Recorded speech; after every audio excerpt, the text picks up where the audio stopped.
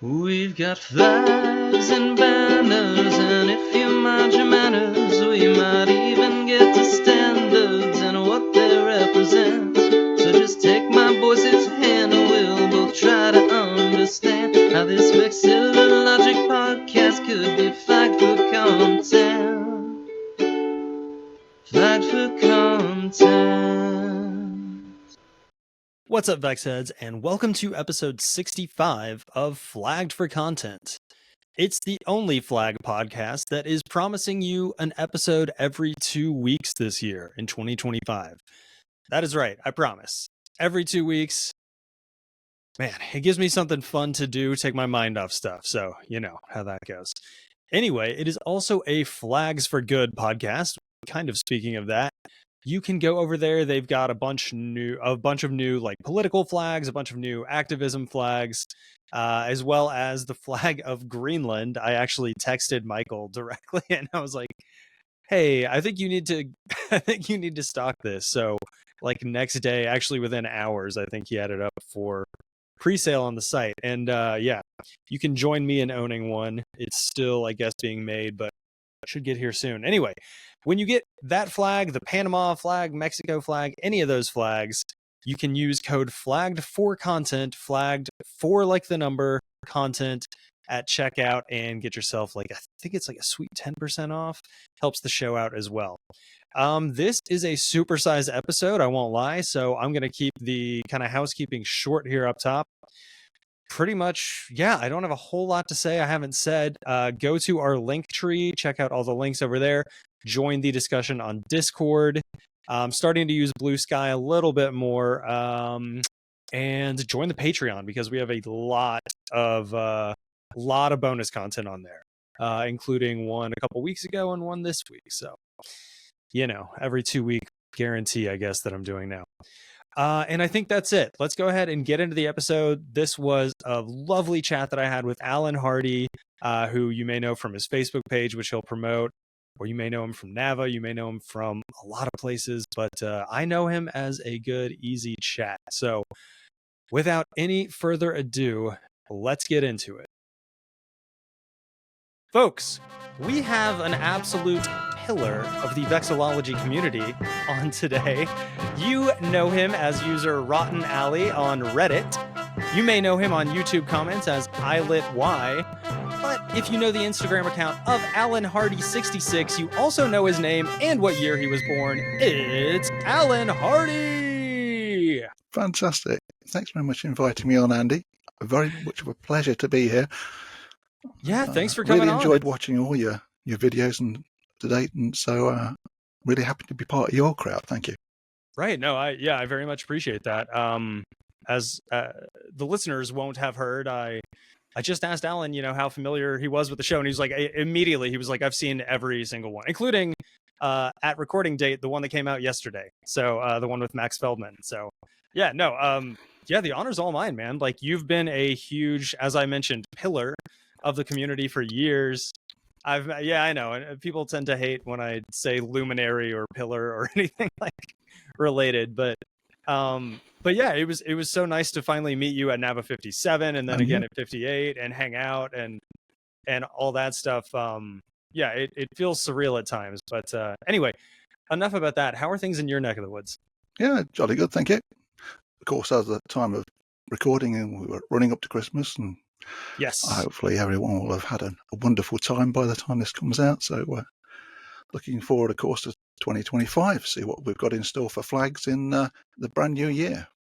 Yeah, and it seems like it's going to be a big one. Like, I feel like and I'm sure we'll talk more on this too, but every year gets bigger and bigger for this community and this, you know, I used to call it a hobby, but it really is like it's transcended that, I think, for most of us at this point. So yeah, with states getting new flags, it used to be cities, but now it's states and bigger, and you know, as the New York flag says, Excelsior, ever upward. So yeah, it's an exciting time to be in the community for sure. Yeah. And I think, Andy, all this started really with Roman Mars. Just go around his interest and how much he increased the focus on city flags in the US. Well, that actually is now, I think, pushed through, and now we're getting state flag change. And on the back of that, don't be surprised if we start seeing nations say, actually, our flag isn't good enough, really. We want something better. We had that with Fiji a number of years back. Ted went and tried to help them out, but they're more insistent on keeping the flag because they had a great Olympics. But I think we're going to see an awful lot of flag change that's coming through beyond regime change. We're going to see something interesting in so many. Tajikistan just changed their waves of their around their star just because they thought it looked a little neater, a bit tidier. And you're going to find this from some of the people who run governments say, actually, it's not quite what we want. We want something different, a bit more.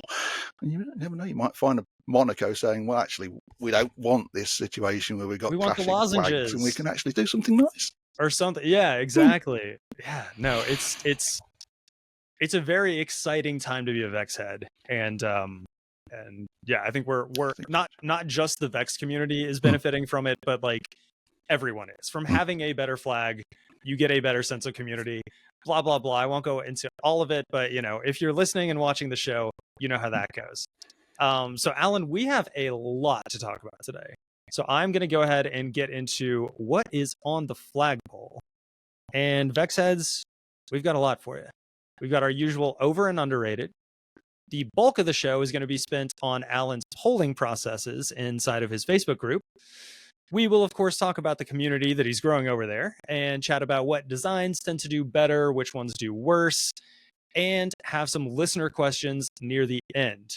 But before we get to any of that, Alan, I like to ask my guests, what's the flag that got you into flags? I think it's quite often the case you get in a school situation, you're asked to do something, cover your French book, in class and with some sort of artwork and what have you. Yeah.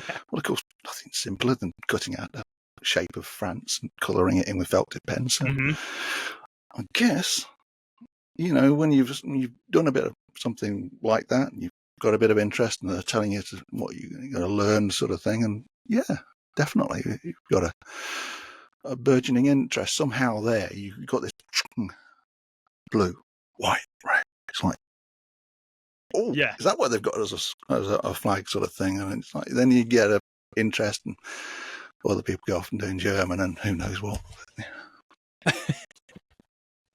Yeah, no, for sure. You got your felt tip pens out and you're colouring it in. You're in there. You're invested in it. Yeah, I'm glad that spans generations and the Atlantic and everything, because we had to do the exact same thing in my French class. It was like, first thing you do with this old tattered used book is you put a cover on it and then you decorate that cover. Obviously the flag is a big part of that, and if you need a reference for the flag, you can just lift up what you're drawing on, and it's probably on the actual cover there too. So okay, so the French flag, so what about it other than that exercise that you just said? Yeah, it's really stark. It is 3 panels, equidistant tricolour. It's impactful. You also get this situation now, we know more about all the world of flags, and you find out the French have got some fantastic other sort of offshoots, nations, parts of France, and so they've even got a part of Canada up there with a very, very interesting flag. But yeah, they've got different sorts of flags that aren't any longer a flag that's visual. It's more scripted. So we can get some change in there, and we can push some of this back to, reverting to previous flags. This is what's happened in England. We've had a big raft of changes about our county flags and whether they're fit for use. And we have the historical county flags. Yeah. And England is so confusing. I've talked to Tareth and a few of the other English, Scottish folks that have been on the show about the difference between historic counties and ceremonial counties and this, that, and the other. So the county council have a different flag, and it's right. And then there's regional ones, like the flag of the Fenlands is on the up and up right now too. I think I'm going to have them on in record it in January. I don't know when it'll come out, but yeah, they're on the up and up probably, I would say, more than the U.S. states are, although we're trying to keep pace with that at this point. So, yeah, absolutely. But okay, so you had something in the notes about the opening ceremonies of the Olympic Games. Indeed. Well, of course, Something about a flag plane or something? of course, that sort of art project you have in class, and you're there with your pens. But of course, everybody watches the Olympic ceremonies, and you see the teams marching in with their flags and what have you, and going off on holiday to Greece, and you've got Olympics, and you've got all this, that, and the other of all sort of, the history, real history of Athens. So you're flying over on Olympic Airways, about a flagging, flying on your tailplane as you've got for an Olympic flag, and the way their emblem was all tiered up like Olympic rings, interchanged into linked. It was quite interesting in how they'd done that through the whole fleet with different planes, and you got this little postcard in your information pack in front of you, and you take away your little postcards of their plane. So yeah, that was very impactful to see again how Greece were using their Olympics not only for promotion sport, but also promotion of their enterprise. Right. And for the viewers, I'll have a photo of that up on the screen as well. That's an Olympic Airways 747, I think you said in the notes. Yeah, very cool. Yeah, hard not to get into flags when they're when there's anything related to like Olympics or like the World Cup or anything like that kind of present or near you, especially if the host country is near you that you can get to, etc. Yeah, awesome. All right, so let's get into, all right, so we've got a few notes here. Before we get into your under and overrated flags, was going to ask you about like, what are your interests in flags right now? And we'll obviously get more into the Facebook group and stuff, but I know we mentioned in the intro that you are on Reddit quite a bit. So like, what do you do exactly over there? My own studies cross over a lot of state flags, so obviously I post up to Reddit quite often the same sort of flag that links in with what we're doing. Obviously, I'll do a few other things, and my interest is varied, but quite often I'll take a viewpoint, not necessarily within the vexillology Reddit subreddit, but I'll go to the state that we're looking at, and we'll put a request that maybe they want to be able to put some local designs into our contest. I'll look through all the historic posts about, do one of the search engine situations, what they've previously said in previous 5 years, and find those and promote those as the earliest entrants in their own flag competition. The study that we do will hunt and look for whatever. But obviously I'll find something good. I'll put that to Reddit, particularly on the Illinois situation. I must say, Andy, we've got we had two big contests before, because we knew Illinois were going to do a contest, and we were looking at ourselves, and we were going to study it down, and what we're going to try and find. We're going to try and find a commonality about this. We're going to try and find what really works, what chimes well. Of course, when you're doing a study for a month at a time, and you've done it twice, you've done it 5 years prior, and you've done it just this last year through, you find something at the back of your mind just twings and goes, that's a really good design. Actually, that's probably the best design. So let's make a post about that and see how it runs. And then no one likes it, and no one, gets hold of it and says, actually, that's the best design I've seen. And so it's up in the air. You can test these things out and see what how it comes together. But sure, yeah, no, totally. So, all right, awesome. Yeah, all right. We'll get more into that in part 2. I just kind of wanted to get that out there since it was in the intro and everything. And I was curious, since most of where I know you from is Facebook, I did not know exactly how active you were on Reddit, but that makes total sense. Bouncing and out. Yeah. All right. As I said, we'll get more into a bit of that. But while we're still in segment 1 here, go over your under and overrated flags. And now, as I usually say, you can do these in either order. I usually tell people end on a high note, but what's a high note is different to everyone. So I'll let you take it away. Even within the underrated flags, you'll find some good ones. Oh, for sure. That's why they're underrated. Yeah. Even so, the big plus point about Switzerland is it's different. So you've got this very, very truncated square flag.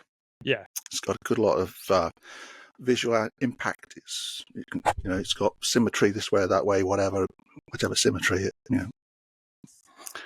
and it's different. Even at the UN, when they have the flag outside and the poles for the General Assembly, they've got a square flag for Switzerland. It's the only one. It's more or less the only one that I think the Vatican City is also square, and they wanted that. Yeah, is Vatican City at the UN? I think because of the observer status. Okay, right. And so when Switzerland actually properly joined, they said we can't have anything other than a square flag. So every other flag is in ratio 2:3 outside, irrespective of whether it's Qatar, it's a huge thing, or it's Monaco 4:5. Yeah. So yeah, I was going to say it's not the only nice. And having a holiday there back in the 1970s, and my first holidays out of the British UK, we got a situation. We're in a different country, and we can see mountains and this, that, and the other. And your mum takes a picture of you eating a piece of cheese, and it's got, in the background there's a flagpole. And by the time like the raclette, it looks like a toothpick flag, and it's like you're eating a piece of cheese with a toothpick flag on it. Oh, that is clever. Yeah. Okay, so all right. So France got you into flags, which was before that trip to Switzerland. So you're already into flags. You're over there. You're eating some raclette or whatever kind of cheese. They got a million different types. And you get a cool picture where it looks like it's the little toothpick or whatever. And that just kind of like, I don't know, furthers things, I guess, for you. So have you been back to Switzerland in the meantime to take in any of the, I mean, not just the national, but like the canton flags and any of that? Last time we were skiing, we went into a church. You have to see what the local church is like. I think we're more Morzine. I don't think you're supposed to ski in church, even in Switzerland. You take them off outside. Okay, gotcha. But, inside this church, they got all the canton flags around, the whole set. It's very nice, right? Yeah, I feel like I was properly into flags, and when you get one of these things where you actually realise all this interest in early life through, till later life, and you've got all the other interests and everything's going off, and you find out actually one of the deepest interests you have of all of these other things you've been looking at, space or motor racing or doing other things like you're working or earning a living. It's flags. It's a common. Someone said it's a visual form of music.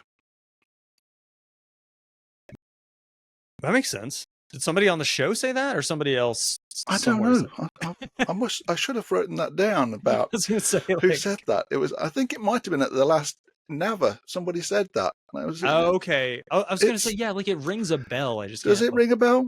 Did you hear the same thing? It's a visual. I think so. Visual equivalent to music. I feel like I have. If I haven't, I'm just. Well, I was going to say going nuts, but continuing down that path, I guess. Yeah, I don't know. I'll say one other thing, Andy. It makes inherent sense. And this is probably going back about 10 years or so. We had a quick city visit to Barcelona, and you go up to the top of the castle, and you're looking up. Of course, they've got a very big flag up there, and the wind is just gentle, and it's these stripes, Catalan stripes, across the top of the vista. You've got a couple of trees and photograph it and actually put it on, filming it and what have you, and it's going like this. Fantastic. It's like big, fills the frame. Oh man, yeah. Superb. It's so nice when you get a good wind day. there's only very small tangent, I hope anyway. But there's only one Chattanooga flag that I've ever seen anywhere here in Chattanooga, basically. And it's on just like some random, I assumed it was a government building because that's the only place I would expect to find a seal on bedsheet boring flag like that, especially having not seen it anywhere else. But it's actually like a strip mall is the wrong word, but like there's like shop fronts and stuff. And it's recently built. And I went by there the other day to try and get like a good photo or video of the one Chattanooga flag I've ever seen, and it was a bad wind day. And I part of you, like a lot of us can identify with this, like stick around hoping like, I don't know, maybe it'll pick up, and it doesn't usually, and it didn't that day either. But yeah, when you get a good one though, there's nothing quite like that for anyone who's watched this far. And also, I must say, we did a study about your Tennessee flag just a couple months back or so, or a month back. There was something about when they ordered one up initially, they said, well, we'll have this for $13. We'll order it we'll have two of these, whatever they are, 8 foot by 12 foot. And they go, it must have gone like, I don't like that. We need it bigger.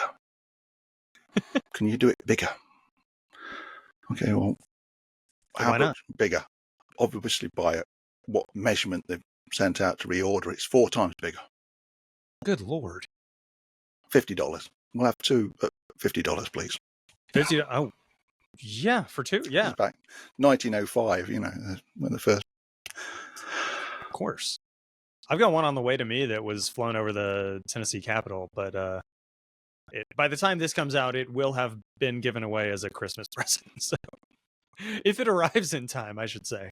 I ordered it a while ago and they're dragging their feet. But anyway. All right. Okay, so that was your underrated. That was Switzerland. You've got a confusing overrated to me. And only in the sense that I haven't heard about it being very highly rated in the first place. But I'll let you take this one away and make your argument on that.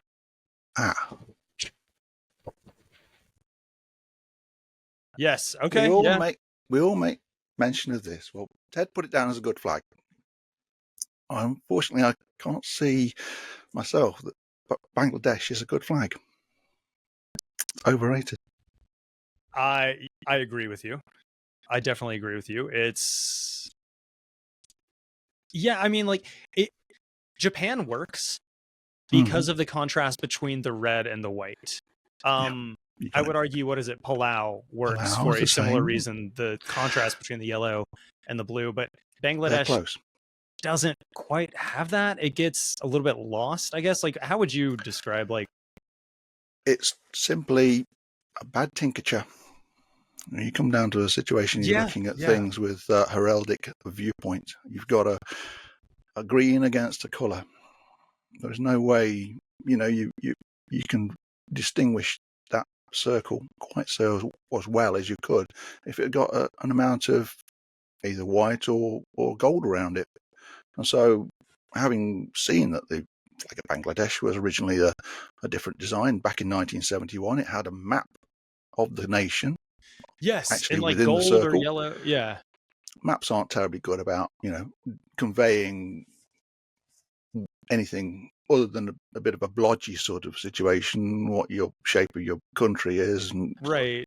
And they very quickly changed it. Yeah, I was going to say maps on flags are usually only used in like politically kind of dodgy situations, like Kosovo, Cyprus, maybe Bangladesh. Like or was it like East Pakistan? Yes, it was Pakistan at the time. Yeah, East Pakistan. Yeah. But I know. Okay, so like, I know there's no way for you to put them up on the screen right now, but I've got them like here looking at me, and I'm looking at them right now. You have a couple. Well, you've got one. You've got a better version of Bangladesh, basically. We'll put it that way. And the viewers will see it on the screen. The listeners will find it in the show notes. But just describe to me. I mean, you kind of already have, but like, describe to me what you did that kind of makes it better.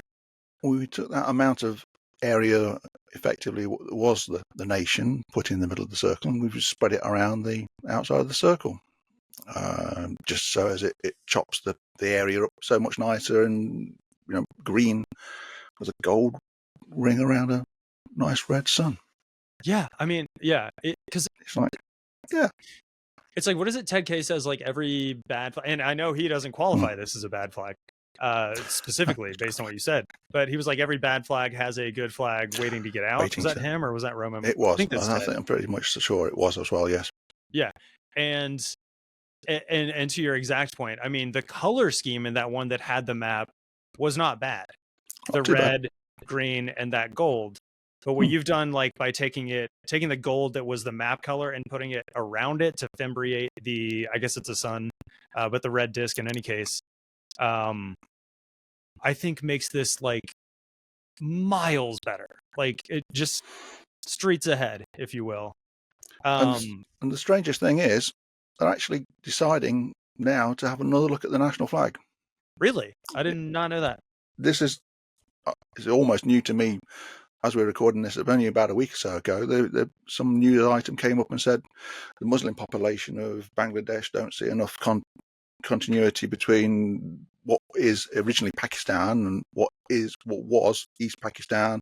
They want something on the flag to show a Muslim majority, and because I think probably the local Indian sort of Pakistani sort of situation is changing a little bit more in the nation. They said, well, we'll look at it. So we don't know. We could be a bit of a crescent, and why not put a crescent around the sun that is there and move that across? But it's not for me to do it. I just saw it. We thought about it, made one up as a prototype, took it along to the Bangladeshi embassy in London and said, we've done this little project. Here you are. Oh, nice. So what did they say? Or have you got feedback? No. Okay. Well, so this was pretty recent, though. This was a year after we did ICV 27 at Imperial College London, and directly across, looking out the windows, the Bangladeshi embassy. So one of us said, well, it's a pretty awful flag. We can do something better than that. And I nipped across and I've done a few designs, and I wanted to know necessarily which of these bottle green colours did they recognise as their flag, and they would know. We got so many different sorts of different colours of Bangladesh, and it's part of my paper that I was delivering at ICV 27. So I thought, can't pass this up. We can nip over there just for a quarter of an hour and have a look, see if the ambassador's in and he wants to give us an indication. But a military attaché was there and handed me his card, said thank you very much, and it's this one. Right on. Well, if you get any phone calls from like a country code you don't recognize coming up, you better pick those up, because it's probably them. No, that's awesome. And as I said, like, I mention this every show, but definitely for listeners, check the show notes. Viewers will see this on screen, but it's really visually pleasing, especially, I mean, just in general, but the contrast between it and the current one is stark. So anyway, all right. So we'll go ahead. Actually, what we'll do is we'll go ahead and move into our first commercial break here. But when we come back, we will have the bulk of the show here in the middle, which is going to be Alan talking about kind of, honing the processes that we've sprinkled in a little bit here in the intro, and what he does with the Facebook group, getting all the design notes, all that good stuff. And yeah, we will be right back.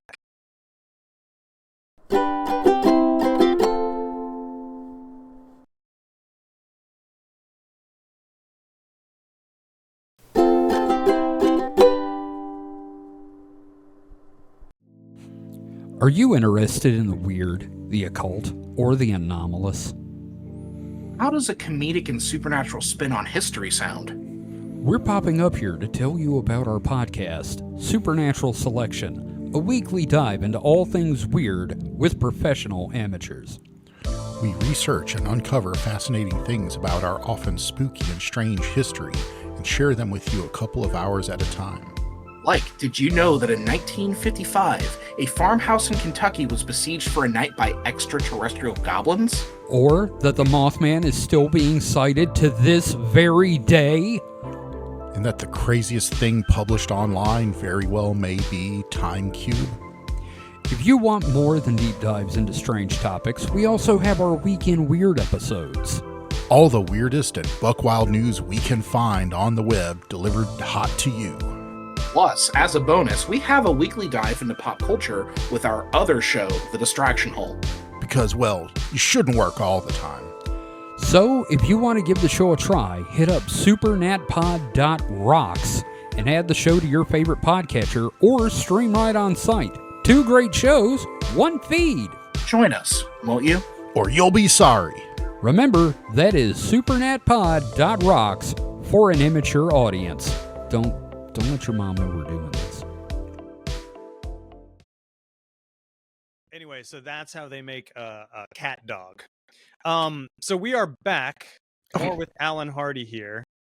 And this is part 2. This is the main part here where we get into the bulk of it, which for Mr. Hardy is, the Facebook group. I mean, the polls that you do, tiers, all of it, really, the changing flags. I've got one here behind me, Florida, for example. So given all of that, what is your history in flag studies? So again, the deeply, interest has sort of only happened in the last few years. So having joined UK Flag Institute around 2016, I think I've been to all but one in-person meeting since then. So I've done 2 ICVs, obviously London 27, Slovenia 29. I've done 2 NAVA meetings. The one we were at Philadelphia for 57. We've done St. Paul 58.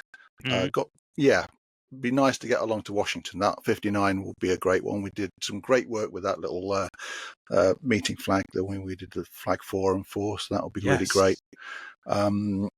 So yeah, lots of great people at those meetings, and it's like, you like to think really, really, really great to be asked to present a paper. So I've got you to thank for getting me out of that hole when my slide dizzer wasn't working so well. And so thanks very much, Andy. Yeah, it turns out like the left one goes back, the right one goes forward. You weren't the only one, trust me. Classic. Thank you. When you stood in front of like 100 people and you don't want them to waste their time, or so thank you. No thanks necessary. Yeah. So given all of that, would you like to mention what you actually talked about, or are we only going to talk about tech issues? If I must. Well, it's the fucking idea of the show, so yeah. Okay. Well, Andy, that blasted paper is like, it's like about the core of my core study of flags, state flags, and I've been looking at that for like 6 years or more. Yeah. So, I've run loads of these bloody pointless contests on proposed flags, or near to a near empty desert that is Facebook now. Yeah. Sorry, pent up emotions and all that. It happens. Thank you. But so you have this page called, what is it? We have a page. It's called US State Flags, Current, Historical, and Proposed. That's right. So we've got 6 years or more history now going into looking at what effectively were underperforming state flags. Quite a lot of people will say bad, but let's not go there. Yeah. So who would ever say? We've got a little crowd together to start with. Dean Thomas set the page up.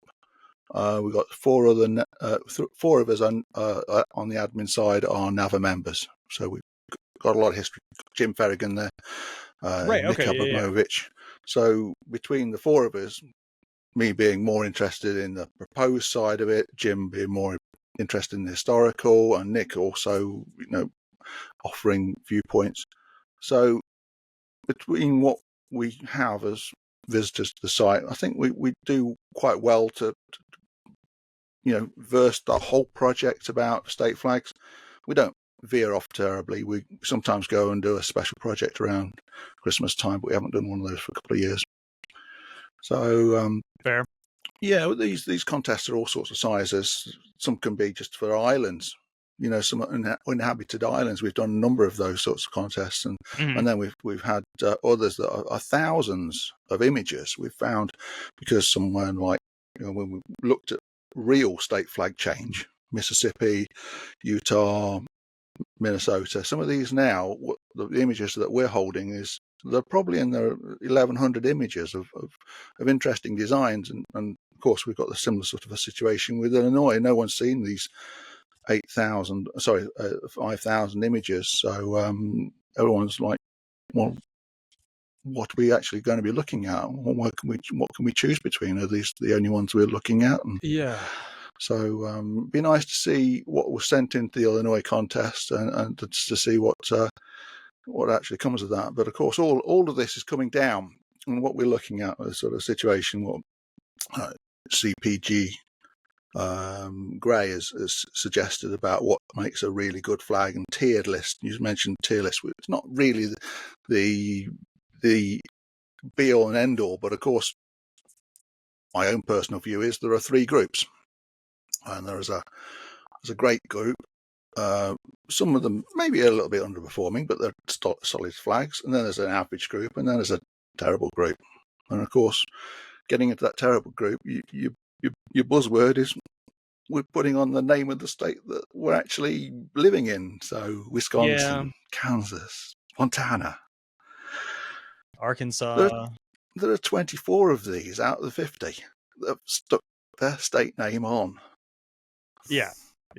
Which is unfortunate. Also, like, as a brief aside, like, just going back to what you were talking about and all the different designs for every single one, I cannot imagine what your hard drive must look like, or what you're like, how you've got everything categorized in folders and stuff. And I'm assuming you do, because you'd have to, or you'd go completely nuts. But like, hats off to you for doing all of this stuff. Not just, full stop, I guess, in that respect. But so you're talking about, all right, so you're talking about like the tiers, and I think we've all seen those like tier lists online where it's like S tier, A tier, B, C, etc.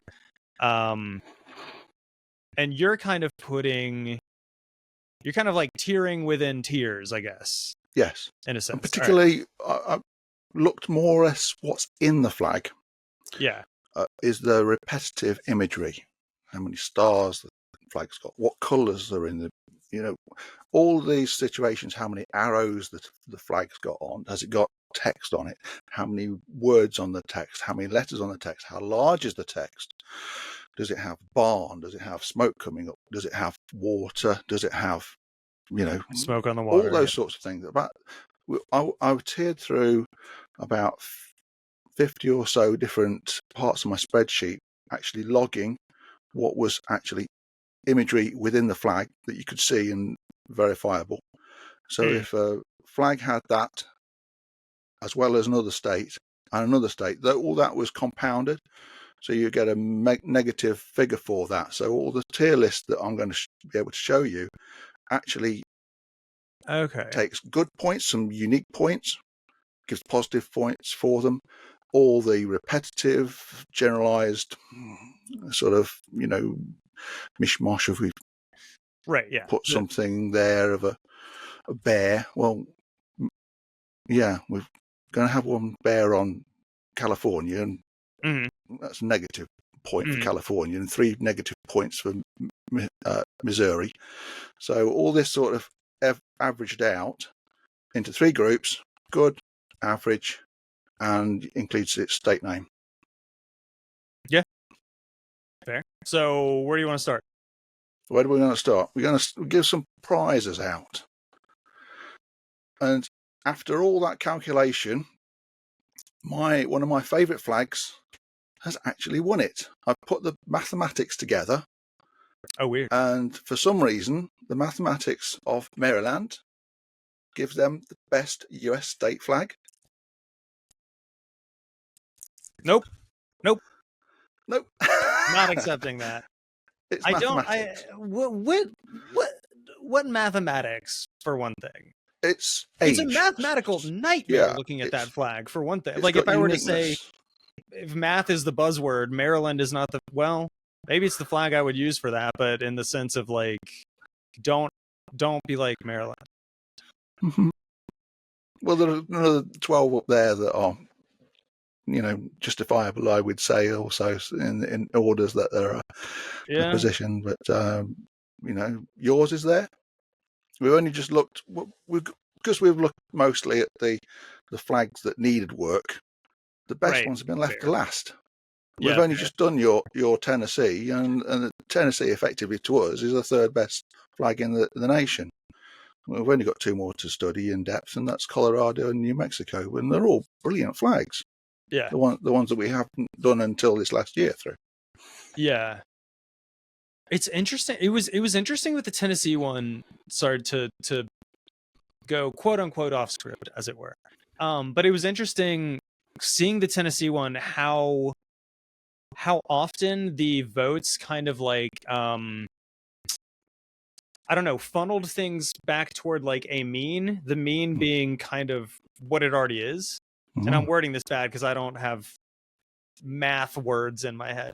No, I just don't know. But like, it seems like they kind of tend to revert to the mean in cases where the flag is already good, like Tennessee.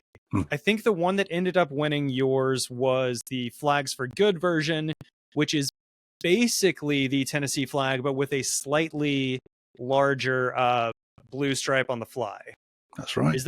Am I correct in that? You got it right. Yep. Okay. Yeah. The flag that Michael Green is retailing apparently has a little bit more blue in the fly. And I don't know whether he put that. I don't know whether he put that in for a reason. I have a theory if you're open to it. Please. My theory on that one is that Michael likes to make the like pride flags for each state, and where he put the pride stripe on the Tennessee one is that fly stripe, and I think he wanted more real estate to do that in. That is not something I've actually talked to him about, but it would be my guess, because his has more of an extended blue fly than most I've ever seen natively here in Tennessee. Again, just a guess, but yeah. But I don't hate it. I mean, it won for a reason. These aren't super scientific, which we'll get into, I guess. But like, at the end of the day, more people voted for that one for a reason. So, as a Tennessean, you got to kind of take that. Do you actually see a bit of wear and tear on a flag within the area you're in, and that blue gets damaged more so because it's a little weightier? If it's been a sewn flag, it's pulling on with the air and actually unpicks itself. Yeah. I think I've even got some good pictures from this barbecue place down the road that usually has one outside that, to their credit, recently replaced their Tennessee flag because of what we're talking about. The fly strip was, it must have been a sewn one. The fly strip was kind of hanging on literally by a thread or two. So, but yeah. But then that's a good aspect of a flag. Actually, you can sew something back on there. You're reusing the flag and you're not throwing the whole thing away. And that's why I don't hate, like, Ted will disagree with me on this. Plenty of people disagree with me on this, but I like the blue fly. I like, I don't know. I've never minded the size of it. Of course, I never really thought about the size of it, I guess, until I saw Michael's from Flags for Good. I was like, oh, that's a little wider, but I don't hate it either. But yeah, at the end of the day, even with the fly trailing off and, as I said, literally hanging by a thread, you still know what flag it is. So I don't know. But it makes sense, like, when we're talking about these good flags that we're talking about up top here, that when you do these polls and everything, the end results tend to be, if not the exact state flag in question, they tend to skew very close to it. For probably several reasons, but one being that it's just good design, I think. you find a familiarity with the design. Everyone's happy with it to a degree. Yeah, it's hard to kind of pluck that out of your head when you're voting and be completely unbiased. But yes, yeah, for sure. All right. So, okay. So, all right. So we've got these tiers. We just talked about some of the good ones. Do you want to throw any of these up on the screen here? Yeah, let's have a look at some then. Screen share. Because I think speaking of these share, this is tiers what on tiers. Okay, got yes. A vision of this. Tiers of, I don't see my pointer, the good group. 13 currently, without any text. Some of them a bit complicated in a number of aspects. You've got a higher that's got an awful lot of stars in there and what have you, and there's a mathematics version of how you do the Big Dipper and how far the star is away from that constellation. And if you count the C and the O as text. That distance between the Big Dipper and the star that is placed in the flag is not the correct distance. It's not pointing to the right place. And they've done something within the one that's issued to Wikipedia that is not fathomable. Yeah, but, that's yes. Yeah. In complexity of how the flag of Arizona was originally designed. The very first one was before it was a state, issued as a flag for their rifle team when it went off to a contest in Ohio. Everyone turned up with a flag for their team, but Arizona Territory quickly sewed something up. And of course, they got their tincture right when they first did it, and they put the very first ray as light yellow. Yeah. And then they went red. And then somewhere in the wartime period of the First World War, and they hadn't got enough red material, it looks as though they've done stripes that don't actually align any longer. These were dark material and light material, and you've got a copper-coloured star, and of course, then it comes back to being redrawn, and then they've got the wrong number of colours and the wrong order, and it's been the same ever since. Yeah. The less I say about Arizona is the better. I think it's so close. I just can't. Okay, so let's talk about. Actually, let's use that as an opportunity. Again, I know going a little off script, but let's use Arizona as an opportunity to talk about what you do on the Facebook page. I know we've briefly talked about it, discussed it, but when you get one like Arizona, what do you, you explain the process to me, like the process where you're talking about voting with emojis and everything. Could you line up, like, kind of explain how that works to those who haven't seen it, aren't part of the group? Facebook has a particular front end package whereby you can leave emotion reactions against any comment or any post that started as a thread. You leave a like, a thumbs up. You want to show a caring aspect, so you've got this heart sort of you showing emotion. You've got a cry, you've got an angry emotion. All these 7 different sort of emojis can then be utilized by putting a slide together that shows up something like a set of 6 images. And we all know that within our group, using a thumbs up like is to like all of them, or to hate all of them, depending on how we have originally configured that part of the process.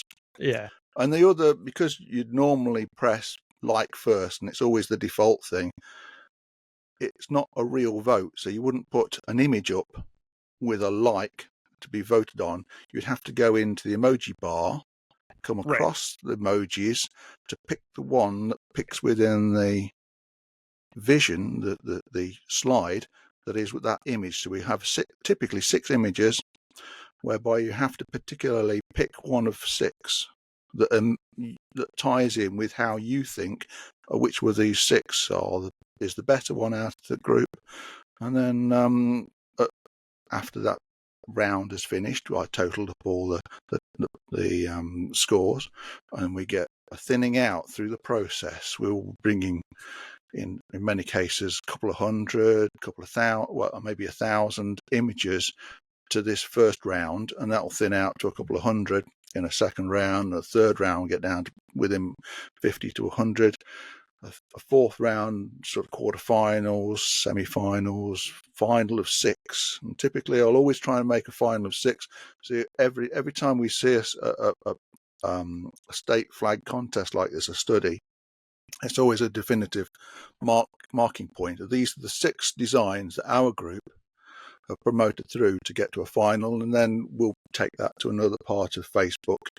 We'll get votes from there, or we'll be talking with Reddit at certain points, and we'll put these votes back in. And by the end of the time, we've gone through all the process of going from the very first images that we found through to the very last images. We've gotten a very broad viewpoint. All that viewpoint. We've got speciality things. We'll always see sort of something looking like a California flag, or we'll always see a slide looking like the Texas flag.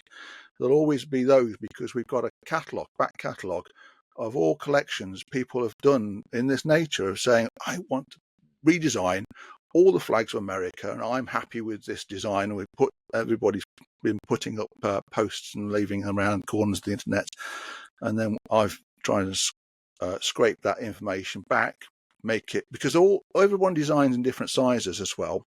Yeah, that's half of the problem, because I'll take the image, know that it needs to be within our scope of our contest, take it into Inkscape, resize it down to exactly as much as we can, a 3:5 ratio, because the majority of flags are sold in 3:5, resize to 600 pixels in length, 360 pixels in width, so effectively 10 pixels is an inch.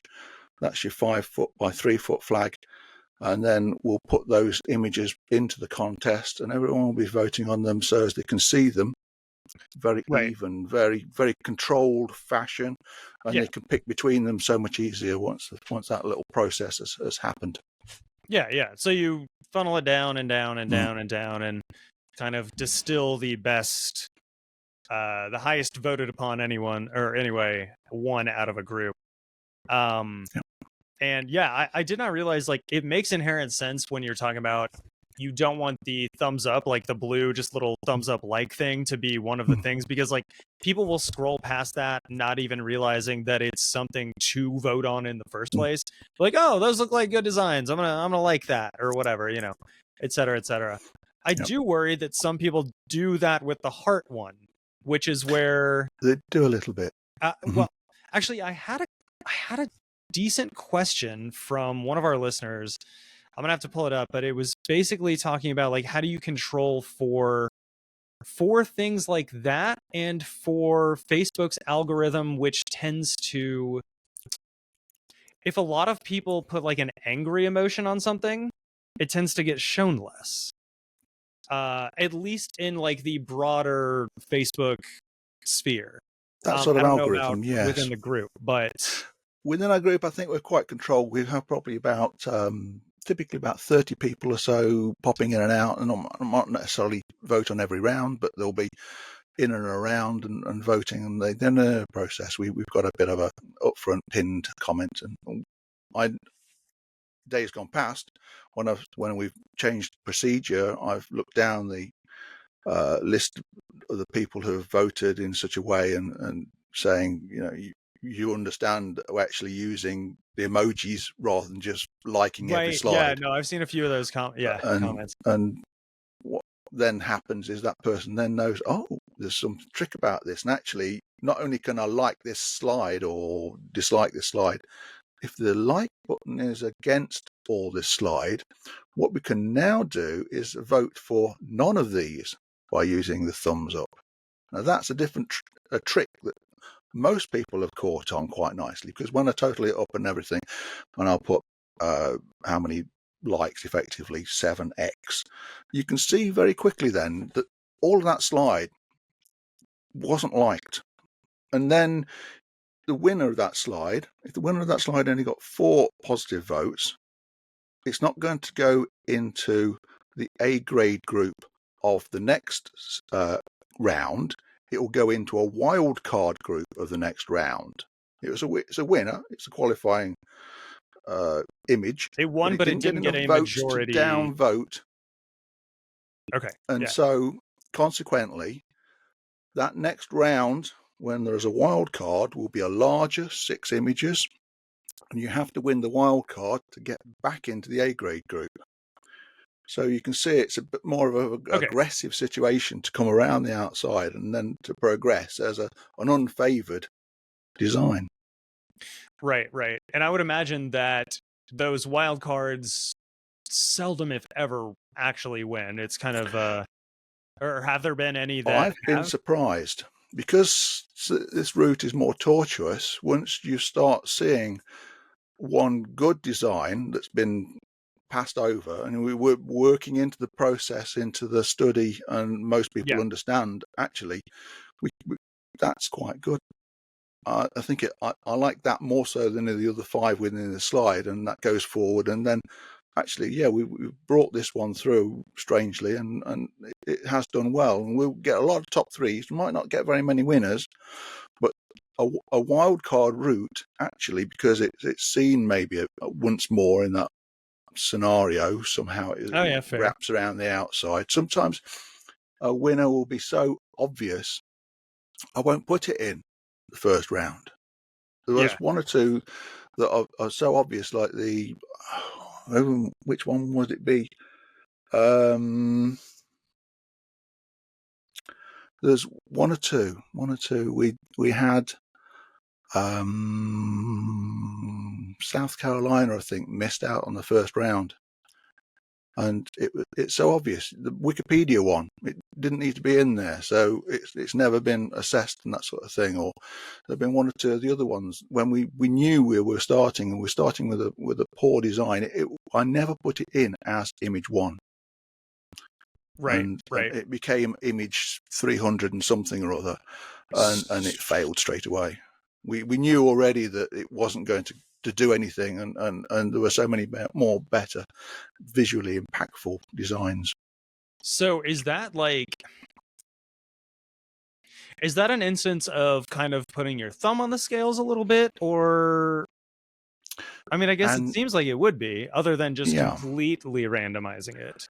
Because I understand the want and need to not completely randomize it based on like past results and things like that. But I'm wondering, how much of that is kind of a little bit of intervention and how much is left to chance, I guess.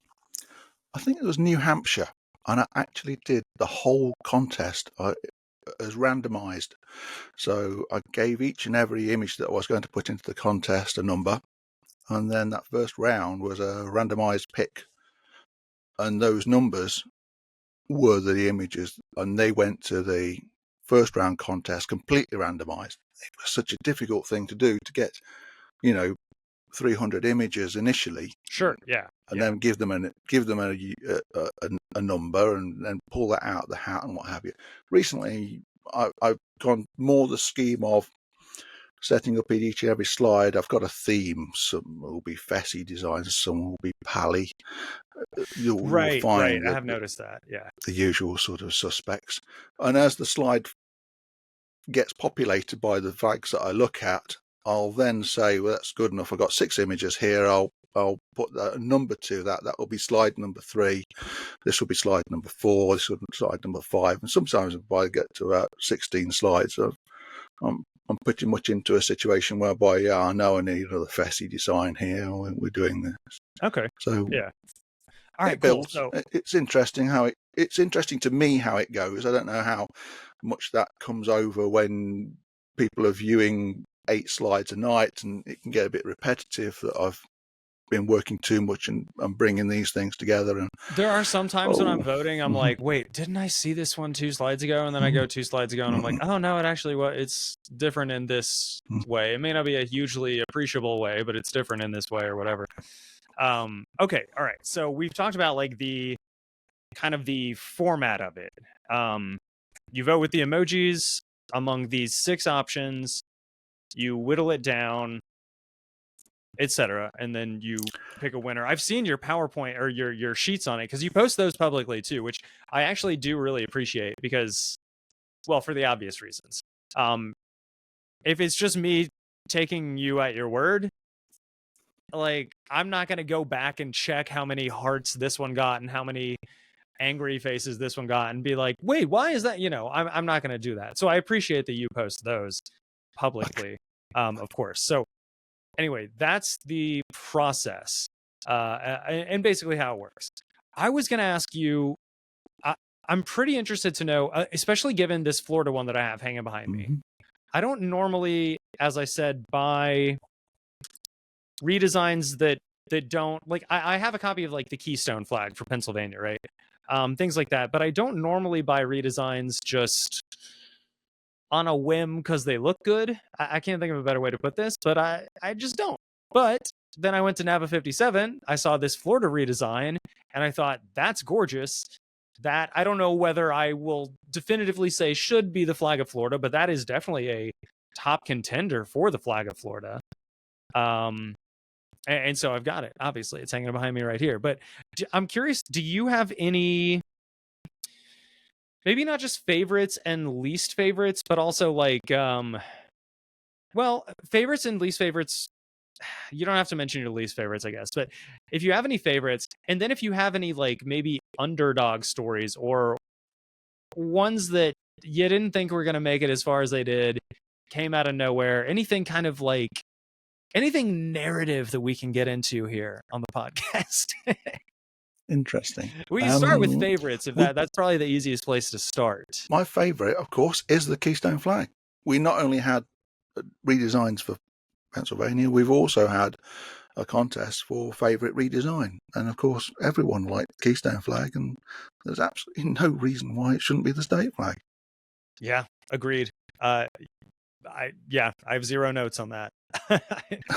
Wholeheartedly agree with you on that. So okay, so that's a favorite. Do you have any that are, or maybe even underdogs, or that went further than you thought they might? I don't know that I've got in this slides. And keep in mind, I can pull up other slides and didn't post. Like. Yeah. I'll send you through one that I didn't particularly like, and that was our original West Virginia. It looks very understated, very bland. We tried to boost it up a bit by doing something with it, but even so, I don't think it comes over terribly well. Of course, we did a second design contest with West Virginia.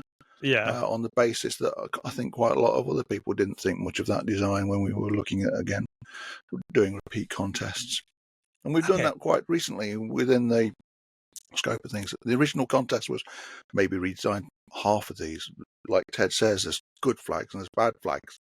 So we might only do 25 contests. At that point, quite a number of people said, well, are you going to do any more? We've got Maine here, or we've got, all these others that might like a study. And so, of course, we expanded until we've all done the whole set at least once. And in between the good ones that we're doing now, we're interspersing and we're coming back and saying, is there any of these that we probably should have a look at? And the last set, this current contest that we're doing at the moment, it really isn't a contest. It's more looking at the current flag and seeing what options there are here. And we're looking at the group that we haven't looked at twice. We're looking at these and we're saying, are there any of these that we've under focused on? And so we've got 6 or so, such as Michigan, Delaware. We've only done Pennsylvania once, but of course it's not a situation. New York we've done now twice because of looking at everything we're looking at. New Jersey, I've seen a wonderful new redesign for New Jersey, and I'm just upset that we're not doing another contest for it because I think we'd have a winner there.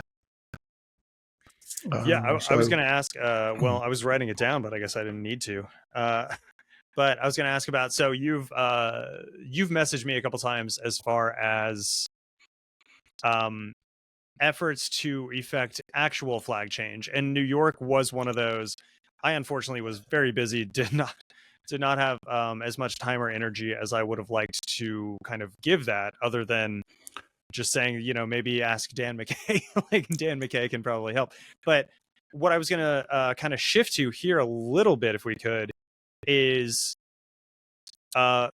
real life efforts to affect that change, because as you said, you showed us that letter from Governor Youngkin of Virginia earlier, and I know you've been in touch with at least one lawmaker from New York State. I'll start here. Is that something that you envisaged this kind of project doing when you started it, or is that something that kind of happily came along the way? Nearly.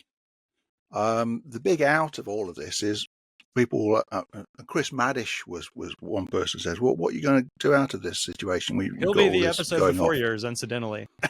Wonderful, yeah. Wonderful, great book. He's published there. Yep. He says, "What's your big out?" Well, I hadn't necessarily thought of what is the big out. Is there a book in this? Are there other lessons to be learned? But of course, being stateside last year, going around New England, I dropped a number of flags in. Of course, on my trips was a trip to Virginia. Actually, do you mind on-screen sharing really quick? I'd love to get a larger shot of that. How do I do the? Should be near the bottom, but nothing's as intuitive near the as bottom. It could be. Stop sharing. There we go. Yeah, I would love to get a good shot of that, or as much as you don't need me to blur. Oh, okay, yeah. Yeah. Sorry. If you want, I can blur your address. Oh, well, it doesn't really matter necessarily, but my name's on the top there, of course. But yeah, there we go. Governor of Virginia, thank you very much. Your flag is worthy of a letter of thanks. Yeah, very nice of him to answer. And of course, I've done the same thing this last time through with Nava in and out of St. Paul. So nipped down to Wisconsin.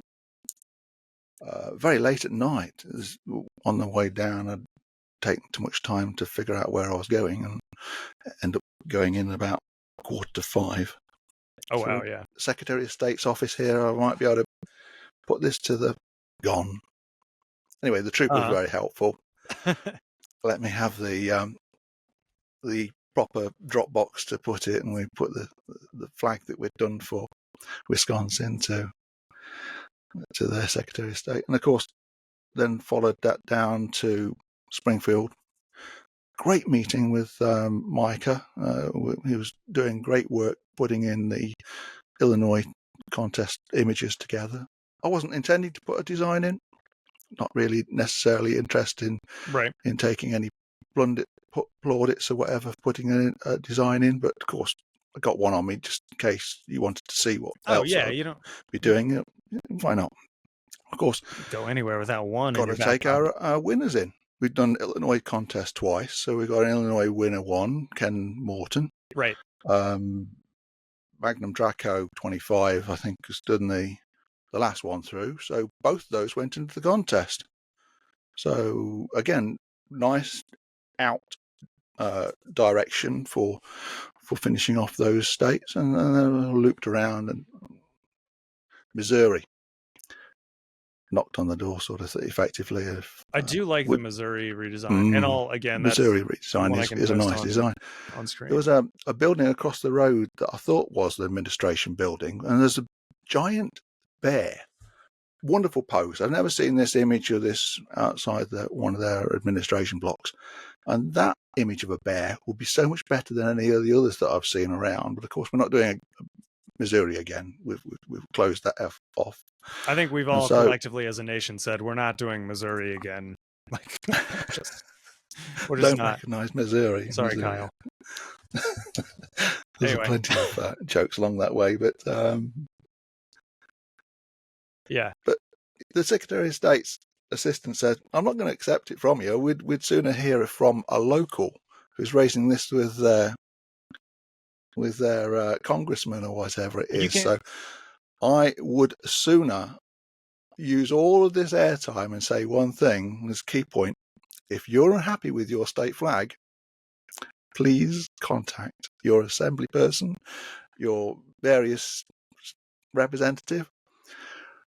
Doesn't matter where you put a design to them, but if you can key them into saying if it's a bad flag, if it's an underperforming flag, There we go. there are plenty of designs out there, and using utilization of NAVA, utilization of flag forums like ourselves, talking about these forums almost cost nothing. Yeah. There's no need necessarily to go to a flag commission. We've got expertise. We've got plenty of people we know of in NAVA, like 70 members of NAVA in New York. Yes. And when we're going to start talking about New York, Ask us. it was a crazy situation to be looking at legislation to see what they'd been doing about their state flag, and especially the situation with extra Latin being put on by the governor and back in 2000.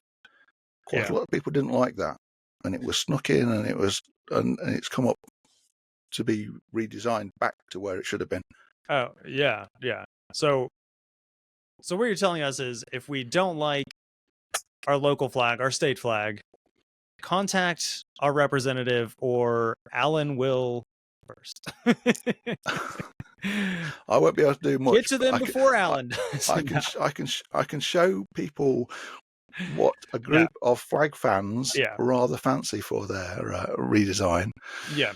But actually choosing something, it's very much so for a local interest group to do so. Yeah, absolutely. All right. I think it's time we have to take one more ad break. We will come back after this ad break, kind of wrap up that segment a little bit. And I think I did get one listener question in there. We will get the rest of them in after this break. And yeah, more with Alan Hardy, more on these redesign efforts and all that good stuff. Catch you then.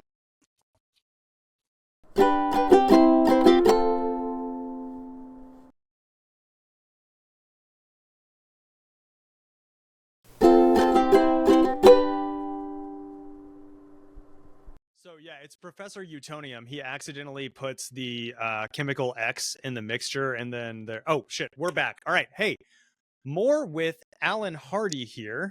We just got done talking about a lot of the kind of process, a lot of what goes on behind the scenes in the Facebook group that does these redesigns. And we wanted to dig a little deeper, so we got some listener questions, which I think is pretty much going to be this entire third segment here. Now, I've tried to pick a strategic order for these, and I thought it could be fun since you are currently doing Minnesota. Let me see who it was that asked this, but I believe it was, okay, we'll start with Brandon Hundt, who designed the Starflake one for Minnesota. And, oh, excuse me. He's asking, now that you're revisiting Minnesota designs, first off, why? And why not the outlined Starflake that he kind of finished up with? Thank you, Brandon. Good question.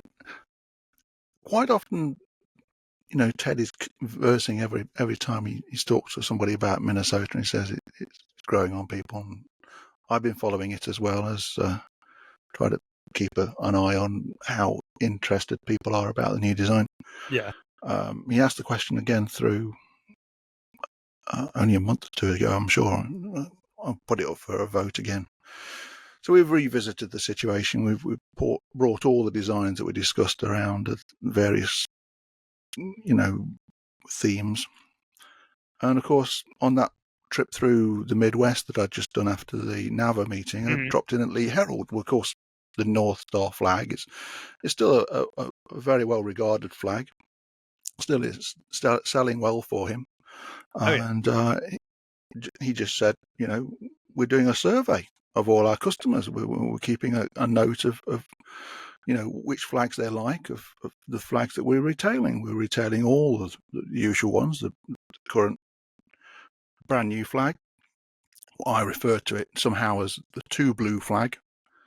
Yeah. We're retailing the North Star flag, and we're retailing the original seal on the bedsheet flag. Right. And he keeps a note of his customers as they come in, and they put down a vote on his little chart of all the designs he's looking for. So that was the basis of this Okay. last question through to the visitors to our page. Which of these, or a combination of them, do you like?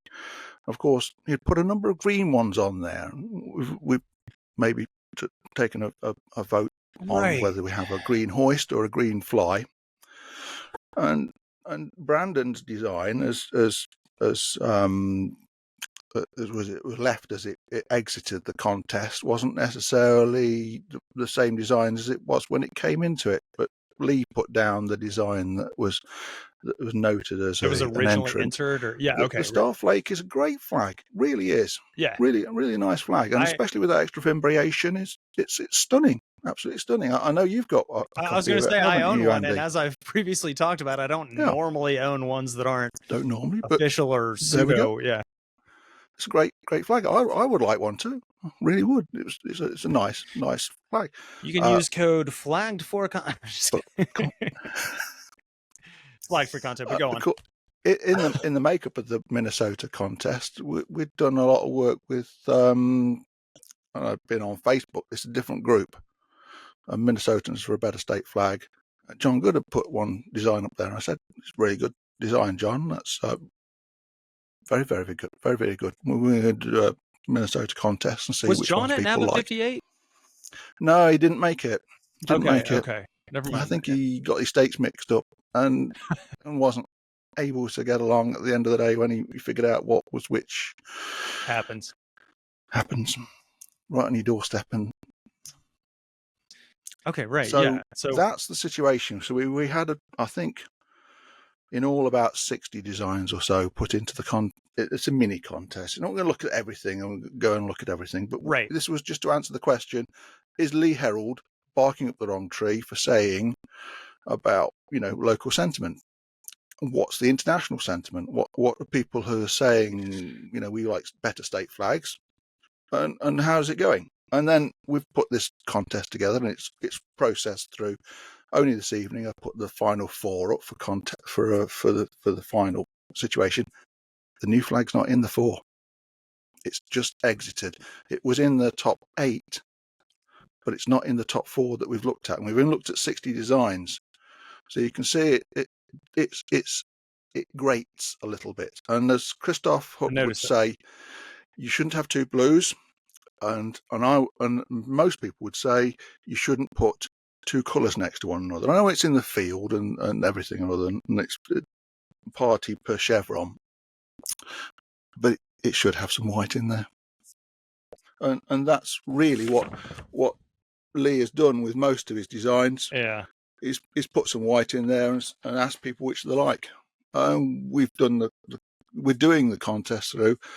A majority of ours have a white chevron. So who? Right. Yeah. No. And that if you haven't, well, I guess by the time this airs, that contest will have concluded, or contest is the wrong word, but that poll will have concluded. Study. But yeah, I share most of your sentiments on that. I am curious about, like, I saw one at the bottom there that looks like the Starflake design, but with almost a Canadian pale. Canadian pale. Is that like Lee's invention or some kind of hybridization? I would think so. Maybe someone who's mentioned to him that it would look better as gold, and he thinks, yeah, it would look better as gold. And when I'm doing my survey sheet, I'll put down another variant for that. Maybe that takes more votes. But he's obviously looking at it himself and saying there are better ways of doing an emblem on a blue sheet, and you can actually put a bit of extra colour in there, and it looks a bit more fancy. Yeah, I won't lie. My original criticism of the Starflake was that it was not far enough removed from a seal on a bedsheet. Like, obviously it isn't, but it is a central element on blue. Like, I don't know. Like, in a sea of flags, which is what we often talk about, any big state flag display where all the blue SOBs get lost into each other, I could have seen that one falling into that same trap, even though it's not technically a seal on a bedsheet. And despite the fact that I really liked it. So I guess I could understand putting the yellow stripes there. It just seems like a weird, like, I don't know. It seems like a bold swing by Lee. I don't know, in one direction or another. In any case, so since we are on Minnesota though, and we've gone through that, I did. Tareth, one of your countrymen, wanted to ask. I mean, I guess like he's putting this very broadly, but just ask about your thought of the new Minnesota design. And I guess like I would expound on that, like whatever your thought of the new Minnesota design was when it was announced, have any of the Facebook polls changed or swayed that in any sense? Only just starting to. It's the thing about familiarity with a design, and we've tracked it in the past. When it was first announced, it was about a 3-to-1 ratio. Most people like the Precker, very few like the Two Blue. Yeah, we did the survey 6 months or so ago. That was about 2-to-1 ratio. Most people like the Precker, but now you can see the weighting on that Two Blue. It's become more familiar. It's risen, and that ratio is tilted. We've just done it again as a one-off on its own. We repeated exactly the same thing from 6 months ago. Now it's switched around. It's switched around only in the last month or two. Somewhere in between 6 months ago and now, that's flipped. Most people are accepting of the Two Blue. A fewer are accepting the Precker. We've done the contest through just this last couple of weeks, and yet the Two Blue flag still can't beat others that are around being questioned. Yeah. It's not made the top 4. Yeah, that is interesting. Like, I mean, I'll anecdotally, I can say that my opinion has changed a bit on it. You said you've seen all the episodes, which I assume includes a couple of the like live ones that we did. The round table. Yeah, the round table one that we did as far as Minnesota. I wished I could have had Precker on there, well, a lot of the people I wished could have been on there were under like an NDA type thing. But anyway, and as you'll remember, I was fairly harsh on it, as was Christoph, as you mentioned, for the Two Blue thing, the Two Blues touching each other, etc. Obviously, Christoph comes from a more heraldic background than I do, but to my eye, it just didn't. It didn't look as good or whatever. I will say, while it is never going to be in my, I don't know, maybe even top 10, it has grown on me quite a bit. Despite, well, I guess despite, maybe because, well, no, probably despite, like, a lot of your polls that have the Two Blues being fimbriated by white, like a white kind of side chevron like that, or inverse. While I do prefer them, it somehow weirdly makes me like the new one more. I don't know. It's hard to explain, and it's again anecdotal. Has like you've mentioned how like other people's opinions have shifted on it. How has yours personally shifted, or has it? It has a little. Yeah, I must admit, I'm warming to it. It isn't still my preferred, and I don't know that it ever will be, but I'm warming to it a bit more. But it still won't break out of the situation. You've got 200 years or however many years knights have been on horses of heraldry and doing whatever. It's something. Some of these heraldic things in England go back to about 1200. Yeah, it predates so much. So there is reason for the choices they made. You've got two metals of gold and silver. You've got colours. And you've got furs, because everyone was pulling a piece of lamb's wool around them. Oh yeah, I still do that. Yeah, it's fantastic. Keeps the cold out. People knew about these things, and then the hoi polloi got some nicer fur, and they designed a ermine for it, and all these things, and there's so much intrigue about heraldry. Yeah, that I've only just scratched the surface of this thing, and it's really very in depth. Yeah. Yeah. Yeah. If anybody would like to answer a question of mine, I'm still unsure. That's not what the fucking format is, dude. You gotta stop. If anybody wants to, I have this question. It's a nagging question. No, please. Why Actually, this would be great. Yeah. Why have some flags got a layout of a tricolour horizontal or a layout of tricolour vertical? Is there any meaning of it being vertical or being horizontal? Is there any implied reason, rationale behind that? I can't find one. And yet I can find information about a chevron. A chevron, usually this way, coming up from the base of the hemline, going up that way, maybe chevron L with 3 of them. It's implying farming. It's implying the plough cutting through the earth, the metal earth being parted away from the metal. So that chevron is a plough action. So it means agriculture. Yeah. I'd be obviously lying if I said I knew the answers to that. So, yeah. I'll carry on reading. I can think of a few historic cases that aren't worth going into, and also eventually would still lead me to not having an answer. So, like, it's probably not worth going down that road if it's not ultimately going to lead anywhere. But that is a good question. Yeah. Like the Dutch are supposed to have the first tricolour. Yeah. And then I was French thinking of the saw Dutch it and and French they wanted flags. it different, so they put their stripes in a different order. That's not the reason. There's something else before then, because people had put in their heraldry a chief of 1/3 or a base of 1/3, and usually cut up the flag in aspects, party per pale or party per fess. Some lost rationale behind how the party goes is I'd love to know more. I would too, honestly. I'm wondering if anything I say would be very much spitballing, and Christoph will probably come after me for it. But like, I am wondering if, say, like, if we take the Dutch and French flags as an example, and I know we're talking about heraldry, but say that they're both like the shield and the in the middle. I could understand the French flag being more. This is going to sound like weird and maybe lefty of me or whatever, but like more like equal, because it's like one side, but neither is like higher than the other. Mm-hmm. And then there's white in the middle, in this case, white being peace or whatever you want it to be. Whereas I could see the Dutch one being like, okay, this has hierarchy over this. And then in between the two, there is peace or concord or whatever. Again, that is me talking purely out of my ass. I do not know. But it's something that doesn't not make sense to me, if that tracks, I guess, even a little bit.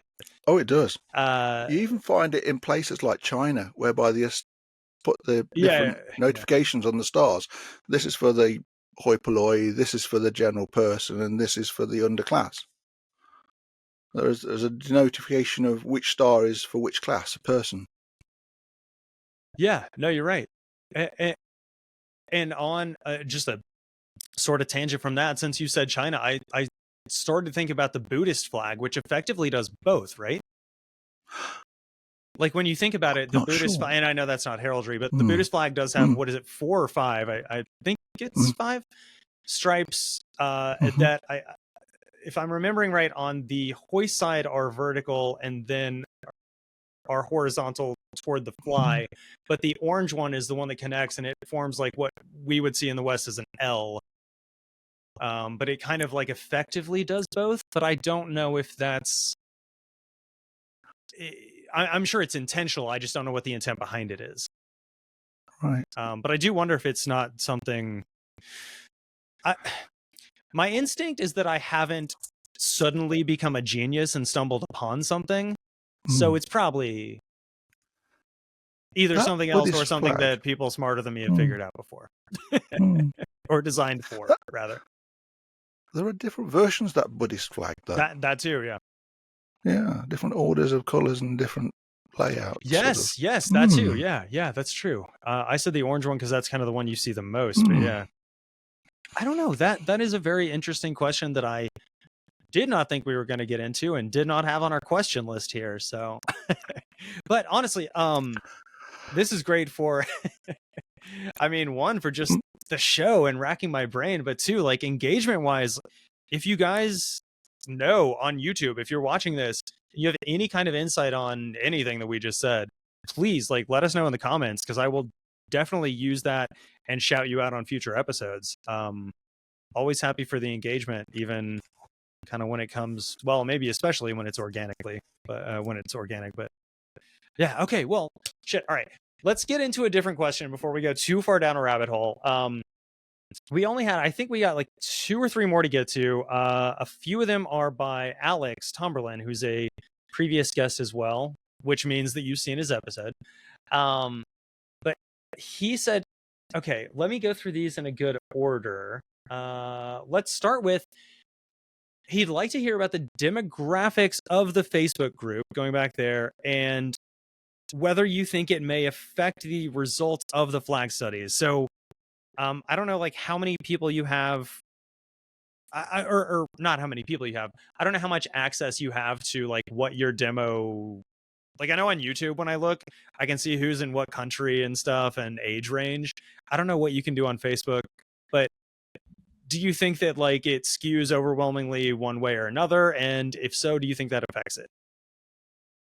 We've always tried to get as many members of that state doing, picking out and doing interested in their own state flag. It's much more difficult to get it happening on the fly sort of thing. We do have a lot of American members, of course, very interested in their own state flags. Yeah. But also have a number of international members. It's not really, exclusionary. If you've got an interest in state flags and you want to put your oar in and say, look up America, you've got all the Canadian flags with no text, you've got all the Australian flags with no text, you've got all the British historical counties flags with no text. Why have 24 of 50 got their own state name on it? Yeah. So, no, we haven't kept the demographics. I don't see it as an important thing. The guy who set the page up is ex-New Zealander who's living in the States. I'm putting an amount of time in just purely British and only across to America for holidays and high days and that sort of thing. Mm-hmm. Of course, we've got 2 American admin, so it's moderately even. We've got a Brazilian member that votes on almost every contest. We've got a number of other people. Tareth sometimes joins us. We've got Dave and Tracy who come along every now and again and are interested. Yeah. They're New Zealand and ex-British. So, yeah, we get a number of people coming through, and we're very happy to see people getting very interested in state flags. So it's a very interesting topic. Oh, we think it's interesting. You come in every now and again.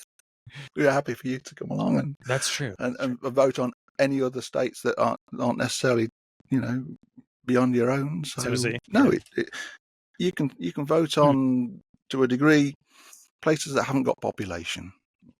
Nassau Island in the Caribbean, or Jarvis Island out in the Pacific sort of way. And we've had to do these strange contests, and we've had a few ideas. And it might not be the most popular contest, but we've done everything beyond. For some reason, we've not done Swains Island. Yeah, and that's honestly why I can't take you seriously as a page, because it's like until then, like, what are we even doing here? All that aside, I'll let it go this time. Alex Thank you. Did have one other question, which was he would like to hear what you plan to do for the future, or what you have planned for the future of the Facebook state flag group studies once every state is finished. Good question. Not sure. Rename it, I guess. I'm just kidding. Could rename it. I've renamed it already. I've taken a comma out of its original name. Yeah, and I know you have like there copycat was a comma before the word and it didn't really set very well with me, so I had to change the name of the Facebook group. I know we ought to do something more. One of the things we did quite early on was once. We did it once. When we finished the study, I wrote up a document to show how we'd done it, what we'd progressed, and I sent that through to the Secretary of State of Nebraska. And I got an email back saying, "Oh, thanks very much. We've filed it in case we need it." Okay, thanks. Great. Thanks. Do you want my card or my number? Yeah, we're okay, great. Yeah, fair enough. Have you actually? I feel like I've seen. Have you done the territories and like overseas? I was gonna say I know you've done at least. We have done everything. We did quite a lot all in one go with Guam to Virgin Islands. Yes, and we did all those smaller islands as one, but then we came back to the better flags because a lot of those hadn't got the thought. We did American Samoa separately. You're saying so you did American like overseas territories as a flag, like one big contest of many smaller contests. Right. Okay, that makes sense. And then you did American Samoa separately, but you haven't done the other separate, as well as Palmyra Island and Midway, because they both got nice flags, or the unofficial flags. I know Midway. I don't know Palmyra Island. It's banded. It's got a couple of bands, a bit like think of Columbia, but it's red sun, sort of gold sun rising across the horizon, sort of thing. I'm sure you bash something in it. It's only occupied every now and again for U.S. fisheries. And they have a couple of students go out every year, sort of thing, and see what fauna and flora are on the islands. That'd be cool to plant a flag while you're out there. Middle of nowhere. Yeah, literally, kind of the original. Well, one of the original. I think there was a very, very strange situation. I think somebody actually was murdered there, even though the population was about 2 or 3. Allegedly.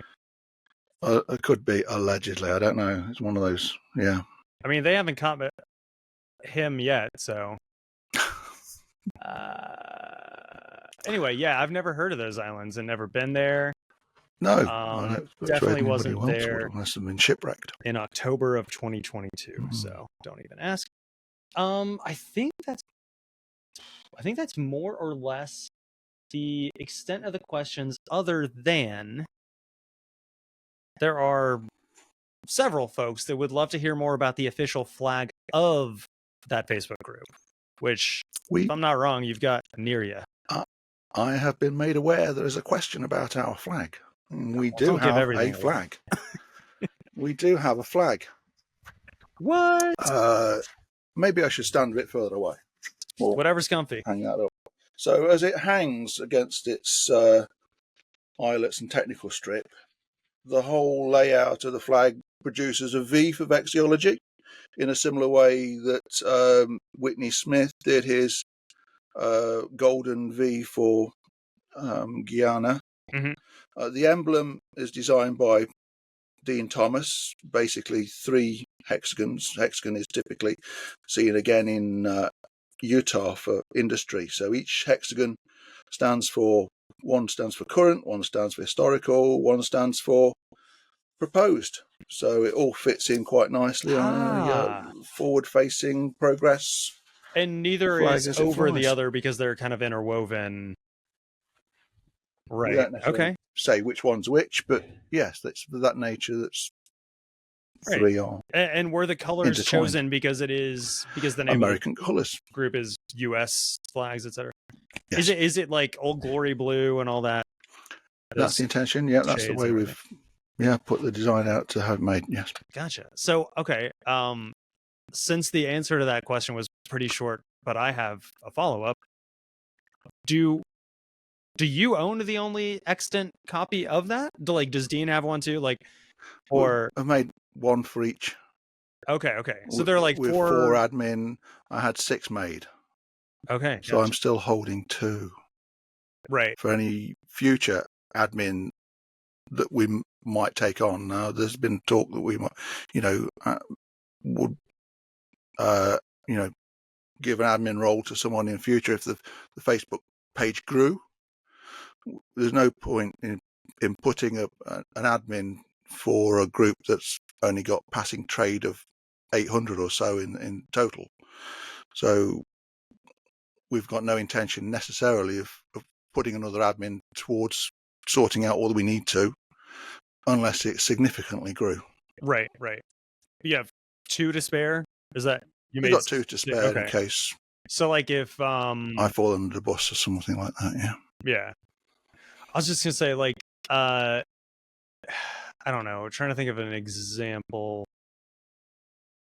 If a podcaster came through and was like, hey, I'd love to kind of platform you a little bit and maybe talk about what you do with the page. I'm very interested in the flag, things like that. That would be reason enough. And if the customer base grew to sort of more in-depth study some of these, some of the designs actually now, because we're going back and having another look at some of the states, some of the flags that I can search against, I've got this gap of about a year now. I think it was the New York contest. When we did the New York contest, we did it to a certain date and all that, to that date. When we've looked back at what's been done since, I can't quite get back. There's a bit of a gap there because Reddit only holds so many images. Fair. So we're actually losing out of the ether some valid designs that could have been quite worthwhile. Yeah. If only we got more people on it or looking at these sorts of things, maybe we could roll very many more contests together, or maybe have a monthly magazine that looks at each and every state in certain fashion. You look at it in a overview, or you look at it in depth. That would be awesome because it would be nice, but it's very involved. That does seem very involved. I know I said that was the last question, but I think generally across these questions, there's been a through line of not just what you're gonna do, with the Facebook group when you've gotten through every flag, but if you generally speaking have plans to move this to any other platform at any point, or even maybe duplicate it onto another platform, which a lot of things do, where it's all right, we got the Facebook votes, the Reddit votes, whatever, and combine things like that. Some people use Tumblr still, for a weird example, Alex. But yeah, I didn't know if there was the listeners and I were kind of wondering just where do we go from here? Not just once we've exhausted the states, but just where does it grow? To all good ideas. Absolutely, Andy. We're open to all good ideas. One or two of these apps where you have it on your phone and you're seeing an image, and you'll swipe one way for putting it in a bin, or a different way for keeping it for later, or one way. I really like that sort of thing. Yeah, I remember Tinder. You scroll through it, you can throw it away or you can keep it, and that would be a very good way of allowing someone to vote in some of these state flags, I wouldn't doubt.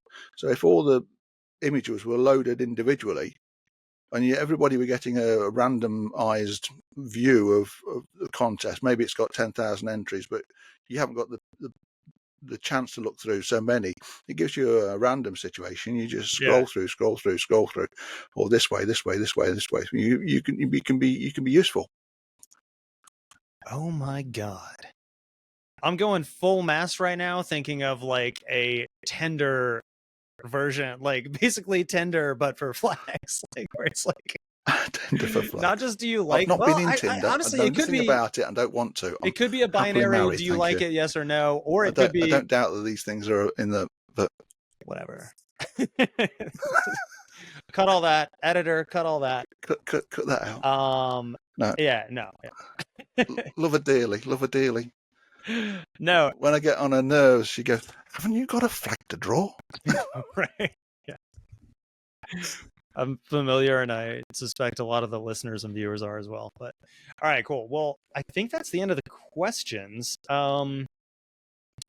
Yeah, I think that's the end of our time here, other than the little bit of bonus stuff we're going to go over for the Patreon. But Wonderful. till we get to that, it probably is a good time to get some of those plugs out of the way. And I know you have a few, considering you run these groups and everything. So, like, where can people find these groups, follow these groups, or yourself, Alan Hardy, find and follow you? Well, I'll occasionally post to Instagram, but that's by the by. The only really active way of doing this is going onto the Facebook site and dialing it in, either doing a general search, US state flags, current, historical and proposed. So just have a go at trying to find us. There is a similar group out there of similar nature, but that's not us. So look out for that flag that I showed. And we'll be happy to have you along and putting your ideas together.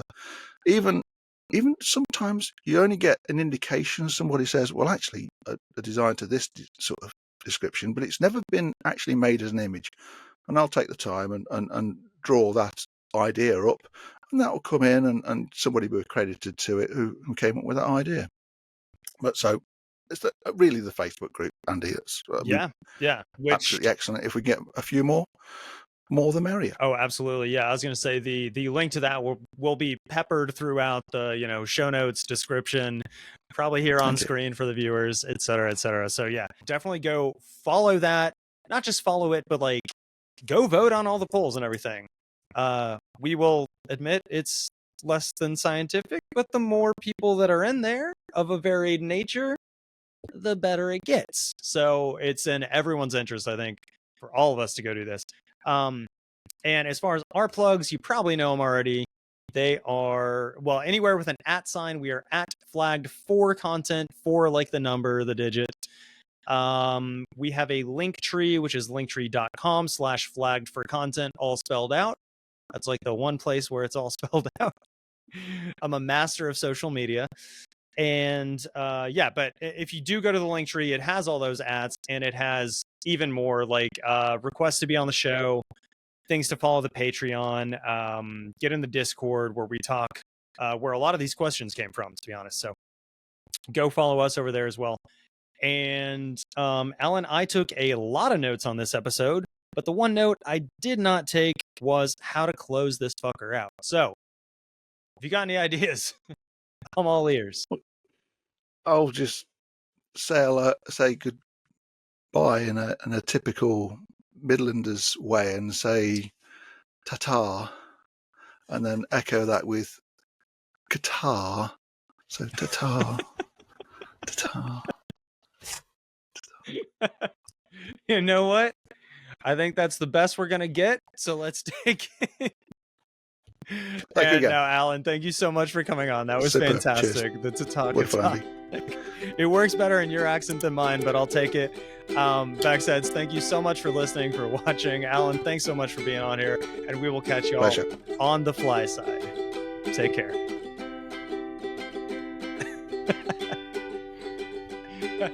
It took me a good half second to see what you were doing over there with guitar.